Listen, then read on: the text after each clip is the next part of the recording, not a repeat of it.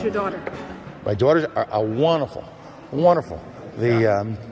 So question for you. You spoke about the politicization of vaccinations. Not exactly your words, but close enough.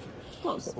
Do you deny parents' rights to be intimately involved in the day-to-day student curriculum, health, on and on activities of their children? I think parents have rights. I think everybody has rights, and we're not trying to take away anyone's rights. But when it comes to vaccination, we also have to think, so this pandemic affects other people, right? You know, I have a child who's autistic.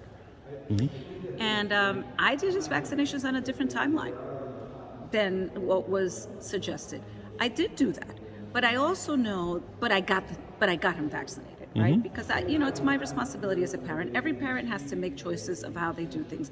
But what's hard about this right now is that my decision affects somebody else's child. Right. So it's not that it just affects my child whether I get him vaccinated or not.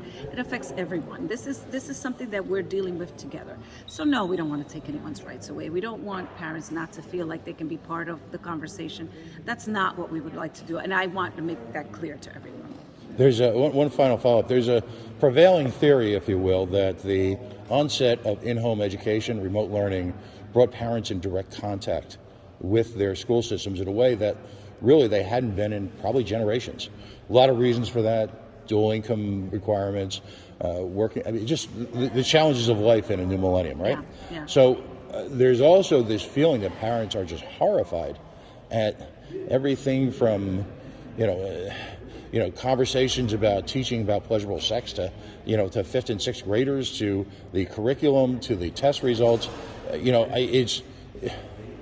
That's why there's a lot of outrage, because parents feel like a lot of times, and this is anecdotal, this is based on literally hundreds of conversations I've had at school board meetings across the state, but there's a notion that they're perpetually facts are being hidden from them, that curriculum decisions are being hidden from them. What do you say to parents to get that confidence back that you spoke about eloquently? So I have to say,